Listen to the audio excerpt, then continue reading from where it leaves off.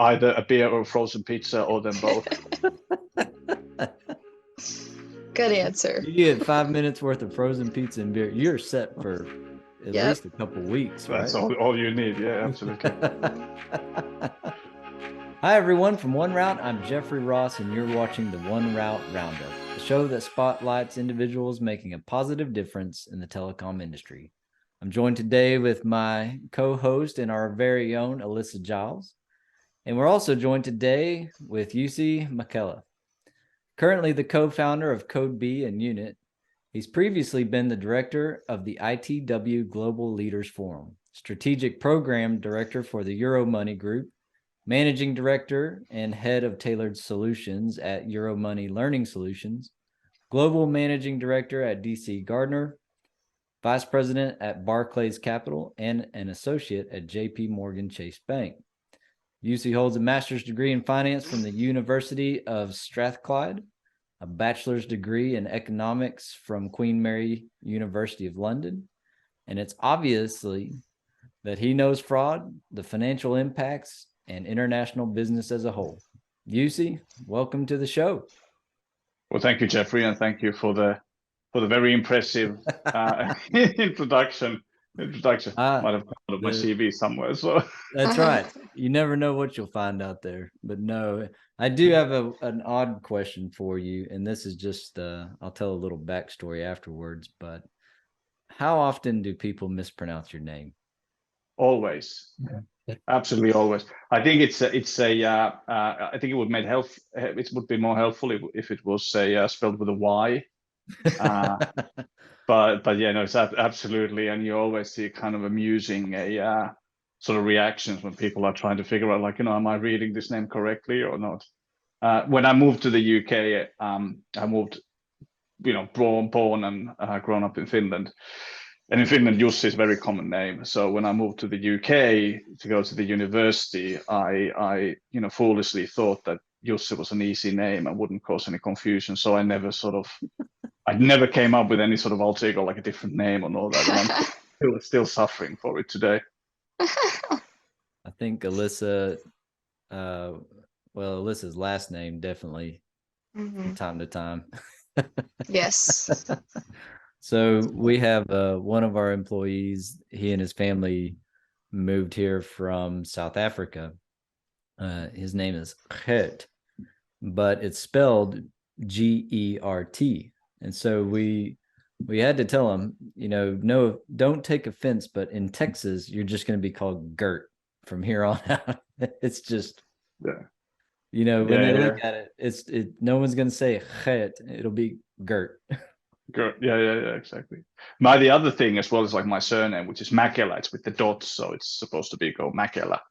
Exactly as you pronounced it, but often as it looks like, it's sort of like I get often confused. People think it's an African name, so then when someone looking like me turn up, people get also again sort of confused. This is not right.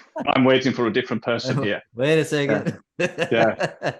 Being on telephone calls, into like, for instance, like South Africa, for instance, and all that, and people are asking like, where are you from? Sort of because your name sounds familiar, and it's obviously I'm not from Africa, just for clarification. Yeah. Well, we always like to start every show with asking our guests, where in the world are you today?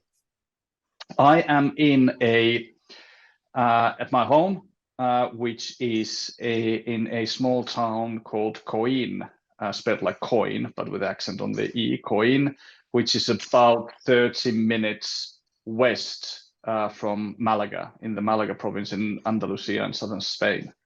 Spain, there you go. Now, I would imagine the Spanish with your name, they should pronounce it correctly, with the J sounding like a Y in Spanish, but no, they sound it's more like an H, so they say like Jussi. Oh, that's true. Man, I already screwed that up. I should know Spanish better than that. My Spanish teachers would be really mad at me for butchering that. We'll tell the editing team, let's start over. Yeah, the J's like an H. Exactly, Jeffrey. You got that right. So they would say Jussi. Oh, sorry about that. You'll learn. I'm gonna butcher this the entire time. That's okay. Good. So, something that we always love to hear about from our guests is kind of their journey and where and how they got to where they are today. Can you tell us a little bit about what caused your move out of the financial industry and what got you into the telecom industry? So it's a series of fortunate or unfortunate events, like with everybody, I guess. I started sort of following university. I didn't have any convictions or any kind of ideas, so I went into investment banking first in London. Or like in London, but throughout I was in a couple of banks there. I was like did a 10 years, and I've been kind of like dipping in and out in the sort of telco sector throughout that time. So I was covering TMT when I was like credit analyst for a while, for a few years. So I had that kind of from the banking sector. So this is going back to the sort of 2007, 2006 onwards until 2010, which was still kind of like the almost like the back end of some of the dot-com problems and all of that. But I never sort of considered myself specifically any kind of telco or TMT sort of a person. But in around the 2010, I just wanted to do something different. I think banking is kind of it's of course an interesting area to be, but it's not you work very hard for some piece of paper that then turn into other pieces of paper like a year later and all that sort of thing. So it was more like wanting to have a job or do something in the real world. So I left banking, and then I ended up in a media company, which was Euromoney. And over there I went into, and the reason why I ended up in a media company is that because I joined this professional training business that they have, which was called BC Gardner, which is really focused on providing corporate training, coaching, all of that sort of, especially around the financial skills sector. So like in the banking sector, doing financial skills. So a lot of technical skills around credit analysis and financial modelings and all of. So this is, we were doing it across the globe. I ended up then for a few years running the sort of global operations, and a couple of the things that you mentioned were effectively they were the sort of same jobs inside the wider Euromoney group. And then around 2000, when was it, 2016, there was a new group CEO. So that's where I joined kind of his team to become the strategic program director, because there was a big strategic changes that were going to take place in the Euromoney group, which was this Euromoney used to be. It's now been bought and split into a couple of other pieces, bought by private equity. But it used to be a kind of a diversified B2B publishing group with various kind of publishing and other type of media assets. So I was doing a strategic program directoring in there, really to kind of look at the the whole sort of portfolio makeup in there, and where businesses were to invest and where not to invest, and so forth.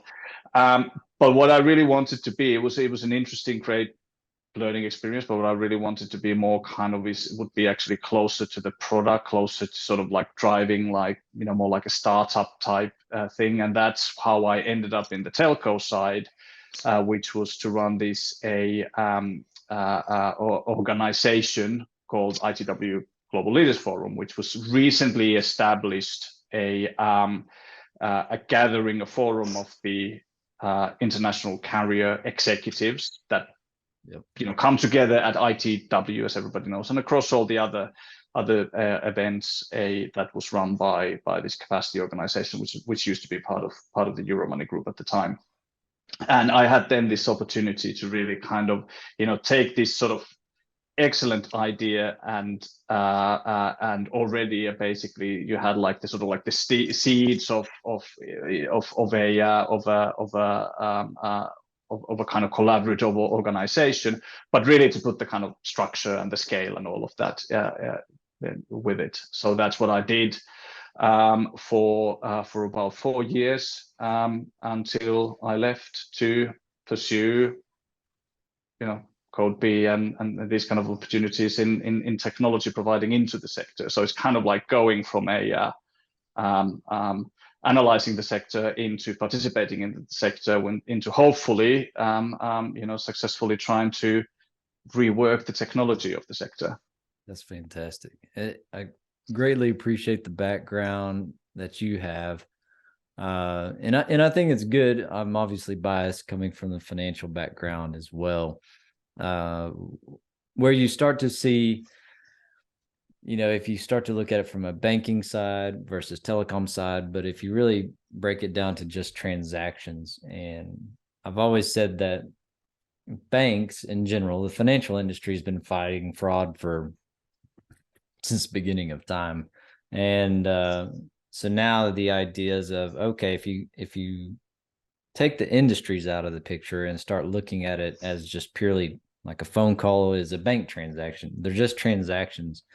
And I appreciate the perspective that you bring, because you're able to see all of that and the financial impacts and so on and so forth. But I am curious whether along your journey, whether from the telecom industry or the financial industry, in your opinion, is there an area of the world that you have found to be more advanced in combating fraud, or maybe more open to new technologies in combating fraud? If we're talking about so telecommunications fraud specifically, I don't necessarily. I haven't. So I'm caveat. I'm not being in the kind of as a fraud manager working years and years and years. So what I've been doing is facilitating that kind of an industry dialogue into how can we organize ourselves to better solve these sort of issues. But talking about who seems to be focused, that obviously goes across all the geographies. So that where we are, I don't think that there is necessarily that one area. It's more like the type of organizations that are there. But even within the type of organizations, there's difference. If we can look at some of these big national flag carrier diversified telecommunications operators, mobile network operators, and so forth, who are highly focused on these, who have a very much a kind of a zero tolerance approach, who are very much sort of like, yeah, this is going to cost us, but we don't care. We just need kind of like, everything to be clean and all that kind of thing. We don't see this as an opportunity and all that. And then there are other next door great national flag carrier, diversified telecommunications operators who just don't care, who are actually, equally, more of a part of the problem rather than part of the solution in a way. That's a good way of putting that. Yeah. Yeah. And there doesn't seem to be necessarily, it seems to be that it's actually quite, rather than regional, it seems to be more very kind of individualistic, that, you have a good companies, less good companies, good companies, less good companies, and all that. Yeah. I look at it like, it's like if I'm trying to combat mosquitoes at my house, I can work as hard as I can, but if my neighbors aren't doing the same, then I'm really not, I'm still having to deal with their problems. So it's kind of, maybe that's a very simplistic way of looking at it, but it's like I can take care of my house and my area, but if my neighbors aren't, I'm still dealing with their bug problem. Yeah, exactly. Yeah, exactly. Like pest control and all that sort of thing. It's like, you're kind of like trying to get, trying to get all the pests away and all that sort of thing. But if your neighbor doesn't care, then they still get into your house. And the problem what you also find is that there's like, for various reasons, I have like several, different sort of theories around that, or like, different observations what that is. But, one of the big problem is that because it's such an interlinked industry that, quite often you have, your biggest customers in one business area might be your biggest supplier in another business area, or vice versa. There isn't like a clear way of calling out, these companies, because nobody's going to call them out, because then I'm going to lose this way, because they are providing me, independent of the sort of voice fraud, they are important partners in this area. So I'm not going to embarrass one of my major customers by saying is that the way that you run your business is not entirely correct. And quite often it's not that, you know, these people are deliberately doing it. It's just that their internal structures, their incentive policies, their kind of all of that, like how they incentivize their salespeople and, you know, whatever, their internal controls aren't just there, that it might be that the top people might not even be aware of. And nobody's doing it in the way that, okay, let's do a bit of fraud here. It is about, let's turn our eyes somewhere else for a moment, kind of like I'm not seeing this for a moment, and all of a sudden I made my quarter's numbers. So it's that kind of a behavior which is a major problem. Good point. Since CodeB is fairly new to our industry, can you tell our audience a little bit about CodeB and what y'all are currently working on?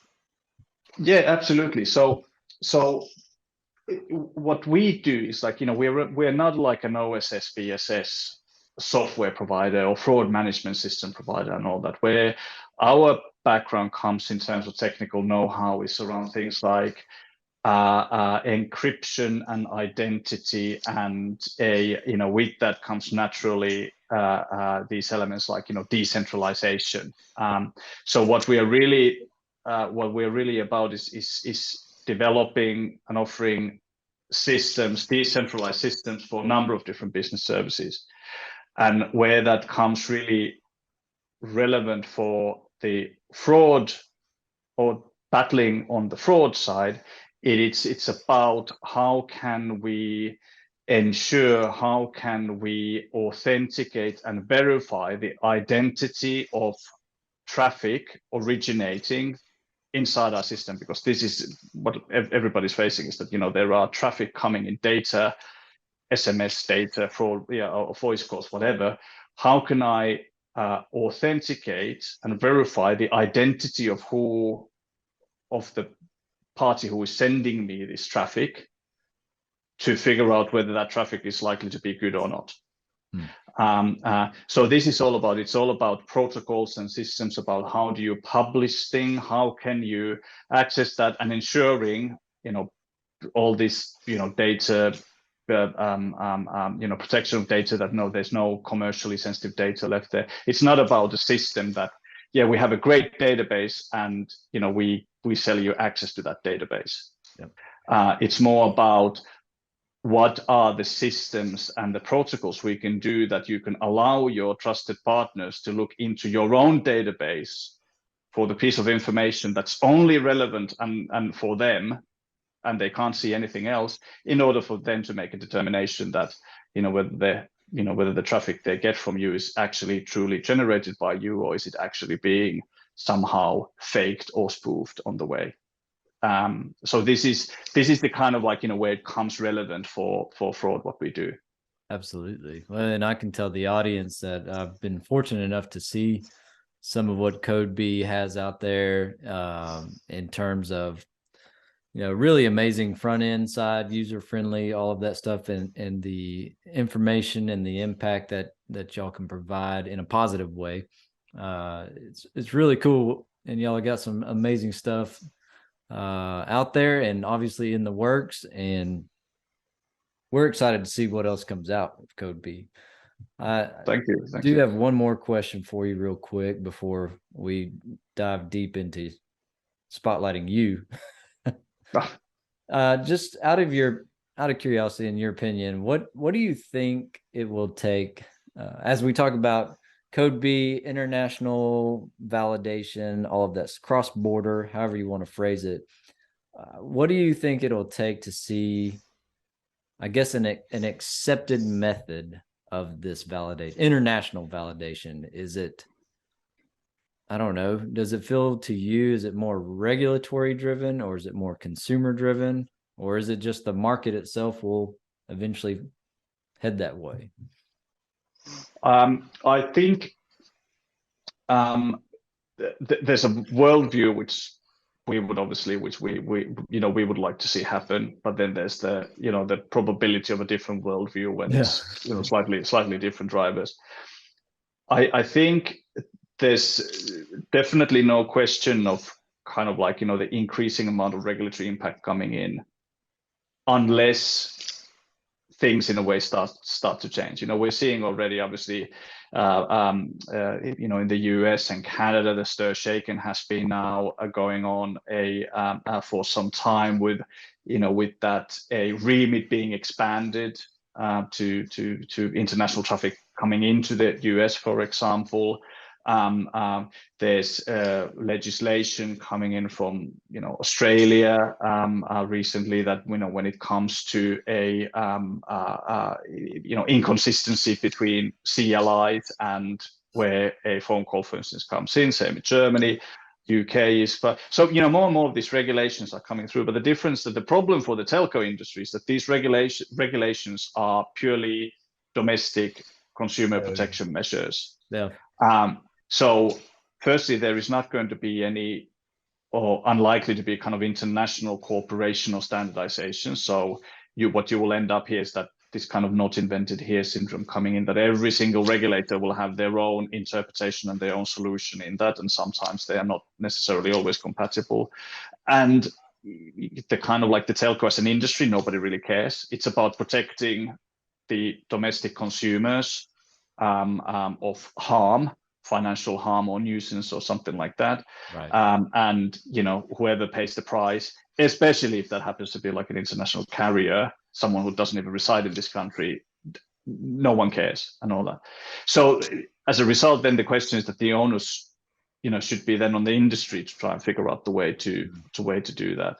Now, fortunately, the way that what we think, and especially with the whole point of when we're looking at federated and distributed systems, is that it doesn't mean that everybody has to come up with a single solution, which is going to be some massive platform that everybody signs up to and everybody agrees what it is, because nobody can ever agree to that anyway. Yeah, 100% agree. Yeah, so it's going to be, it needs to be more like we just have to almost agree like some level of business rules, and we just need to agree in a protocol that we use, for which we can exchange information in a way that does not means that I'm not going to expose any of my information that I shouldn't be exposing, or I shouldn't be, telling this guy of the business I'm doing with this other guy. It has to be kind of way to do. And this is where everything, things like encryption and blockchain and all of these sort of like comes into play, that you can potentially use to ensure that that happens.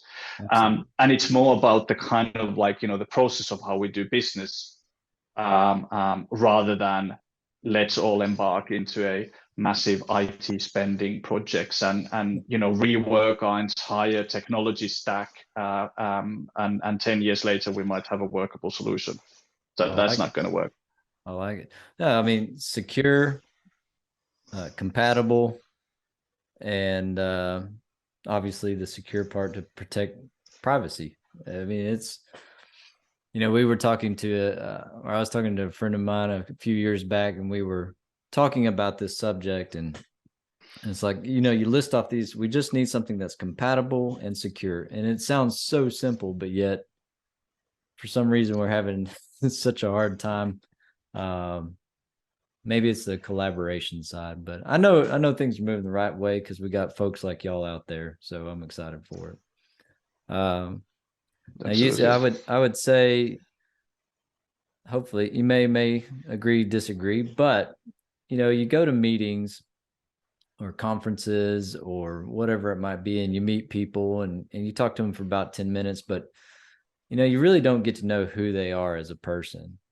And that's where our data scientists in the 1Route labs have come up with 15 questions. So now then, in 10 minutes, we'll actually get to know who Jussi is. So now we'll say 16 questions. First question is, are you ready to be known? I'll revert that to we'll see what the questions are. All right, Jussi. I will. What do you say in the US? I plead the fifth. I plead the Fifth Amendment. That's right. Hey, good. telling you, listen to the audience. UC knows that Texas was once its own country. You know, plead the fifth. I'm impressed. I've watched The Godfather, the movie, You are. so I know how to behave in congressional hearings. That's right. You're an international man of mystery. All right. I wish. UC, what is the best condiment? Best con.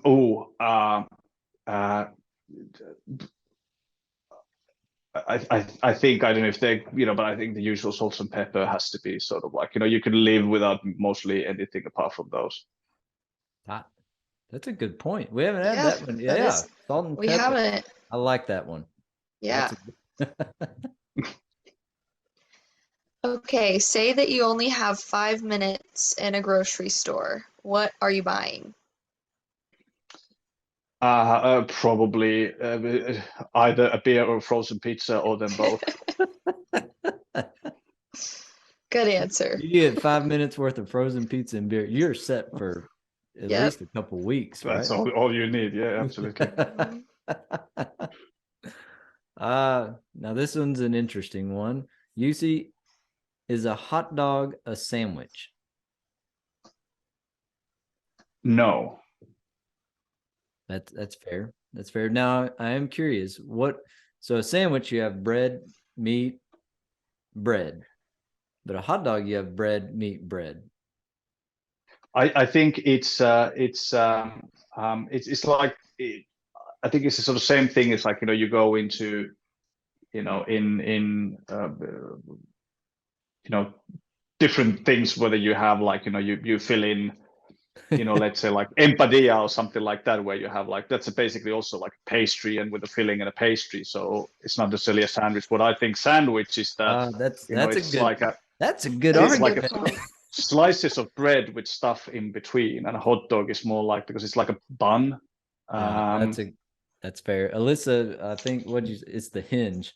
It's the hinge on the bun. And it's also it's not two pieces of bread where it's between. So it's like a burger, isn't a sandwich? It's a burger, hamburger. Okay, That's real true. quick. I was told that if I'm in certain parts of the UK, and since you've lived there, they would not consider a peanut butter and jelly sandwich a sandwich. Is this true? I think it depends maybe on the age who you're asking. I think peanut butter and all that sort of thing is a sort of increasing in popularity in there. But I'm sure there's some purists who, wouldn't consider those foreign imports as a suitable ingredients in a peanut British sandwich. Yeah. I'm going to move us away from food for a minute. Do you have a hidden talent? Because I had to think about that, probably not. I don't think I ever have a kind of like a hidden talent. If I have any talent, I try to make it as broadcasted as much as possible. That's fair. I wouldn't keep it hidden. It's hidden from yourself. Yeah. You see, if the police showed up at your door and arrested you without any reason, what would your friends and family assume you've done? I don't. It must something very white collarish, like a blind in a tax sort of a income statement or what. I don't know. But probably something. I don't think they would consider it to be some sort of a, I don't know, international espionage case or anything like that. Mine would be speeding. Exactly, not paid your parking tickets or something like that. What was the last book that you read? A last book that I read, I think, was probably, is it like a fiction or non-fiction? Either one. The last book that I think I was sort of like, reading properly was The Rubicon by Tom Holland, which is about the end of the Roman Republic, which is a kind of history, but sort of not like a serious history. It's more like, well, it's a serious history book, but it's a sort of like also written for lame people like myself. There's a lot to learn from it. Yeah. Oh, indeed. You the parallels to what's happening now is uncanny. You one of these days, one of these generations, maybe they'll figure out to learn from history. We'll see. Yeah, exactly. All right, Jussi, you know how sporting events, players or teams, they'll sometimes walk into a song or specific music. If you could have a walk-in song when you entered a room or a meeting, what would that song be? Okay. Yeah, interesting. I don't know, a good sort of 80s power ballad like St. Elmo's Fire or something like that could always be. There you go. I like that. Turn the crowd.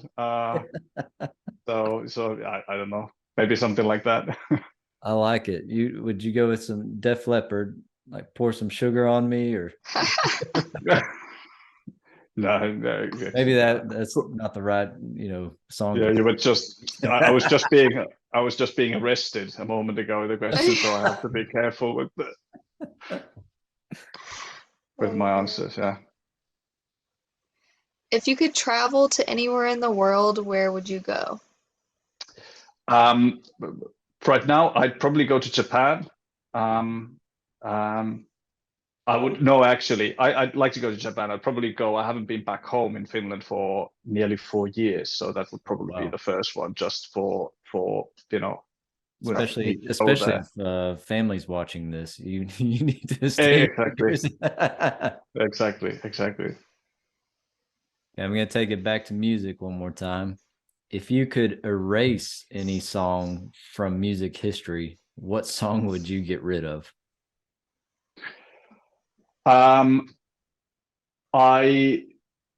As it happens, I don't know the names or the performance of the really annoying songs because I've never sort of looked it up. But there was this one song which really kind of goes against me. Sort of there is this. It's something like if I was 7 years old and all that sort of thing. I actually. Oh, okay. So that's really the kind of like, oh, next please, and all that sort of thing. That's one of the. There's plenty. This world is full of bad songs, but that particularly is just sort of like always kind of like gripes me when it's on. No offense to I'm sure the artist. That's okay. You see, on one of our episodes, I'm pretty sure I'm gonna get canceled culture, whatever culture canceled because I was against somebody. I'm gonna get in trouble again, Alyssa, so I'll be quiet. Yeah. Okay. Yeah. Exactly. We have to be careful. Yes. Switching it up and moving away from music so that Jeffrey doesn't get in trouble. Do you collect anything? I don't really. No, I don't have any sort of collection of anything. That's okay. Sorry, maybe we can edit and have something. Starting today, you're collecting memories. Yes. Well, yeah, of course. Life skills. That was exactly. That was a little cheesy, but that's okay. Who was your favorite teacher?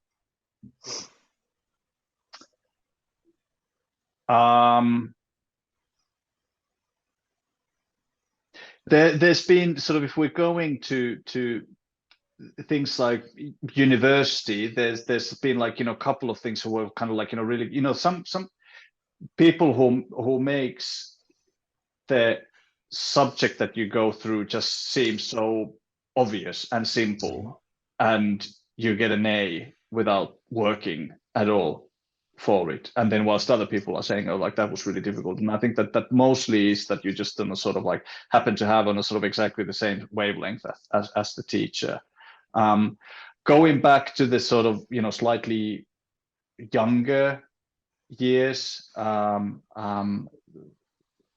was a one guy. He was a substitute teacher. He became like a TV personality in Finland afterwards as well, like a sort of like a journalist sort of Right. interview type and all that sort of thing. But I think like during his studies, he was a substitute teacher in our class when I was, I think, like 7 or 8 or something like that. And he was quite, you know, funny and quite good sort of a teacher. But then he decided to go into the whole media and journalism. That's good. Yeah. In your opinion, what is the absolute best candy bar? There is a in the UK. I don't know if it's Cadbury's or is it Cadbury's or Nestle's? I think it's Cadbury's, called Whisper, which is this quite thick, but it has like bubbles. It's not the bubble one. It's not called, but it's called Whisper. So anybody in the UK and all that would know that. I think that's probably the best. They stopped that for a while, but then the backlash from the audience. Yeah, exactly. The backlash from the consumers that they had to reintroduce. I think it was like some sort of, yeah, but it's definitely back. I think it was gone only for like some months before consumers never went. Consumers and dentists, they're all, bring it back. Yeah, exactly. So I think that's one of those sort of things, is that an accountant managed to get into the sort of like decision on the product repertoire, and nobody even asked the consumers like what they want or not. But that's luckily it is back. So I think that out of candy bars, that would be my go-to if I never buy one. We'll try one. What kind of secret society would you start? I don't know. Some, you know, of course, it would be great. Some sort of like, you know, what could it be? You're sort of like catching me off guard with this. I don't want to say like, you know, going into world domination or anything like that. I'm not that sort of it had to be a secret society for world peace. It would have to be something like that. Yeah. But don't tell anybody of it, because I have a secret society for secret societies. Yeah. Exactly. So if you lost your phone for the day, what would you do? I would, assuming that I'm not working off my laptop or something like that, you know, maybe I would read a book. There you go. That's a good answer. Go and buy another one. So yep. All right, Jussi, last one. Okay. What gives you hope?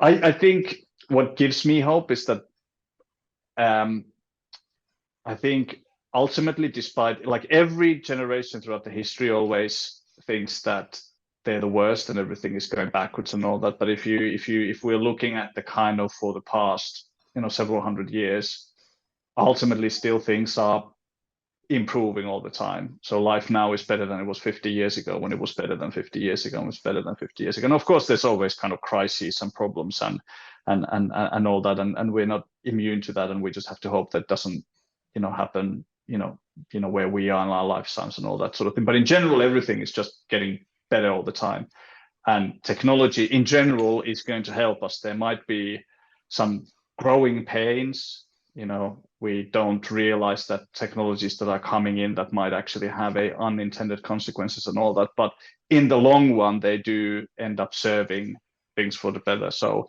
I do get hope for the fact that, you know, the sort of, you know, human progress is still a positive one, and if we can keep it sort of like, you know, sensible and focus on improving things, it will continue to be for the better.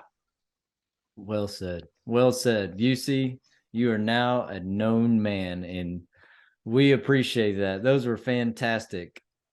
All that's left to do is to look into your camera and tell us what is on the horizon for Jussi or for CodeB. Hopefully we are able to you know, expand the work and launch some new things in the coming works, and maybe expand the team as well, you know, in the coming months. So that's very much kind of on the agenda. So you know, hopefully you will see more of CodeB. If not, me, but CodeB. That's all right. Well, you can always use some more of you. You're doing a great job, and we appreciate you. We appreciate CodeB and everything that y'all are doing to make this industry a much better industry. So thank you. And thank you for being with us today. No, thank you. You're too kind, and absolutely thank you for the opportunity. No problem. And to our audience, thank you for watching. Be sure to like, subscribe, do all the Insta, tweet, face, chat, all the social stuff that you normally do. But definitely be sure to subscribe so you can keep up with our latest episodes of the 1Route Roundup. And we'll have more and more amazing guests like Jussi. And once again, Jussi, thank you for being with us today. And until the next go round, we'll see you later. Thank you very much.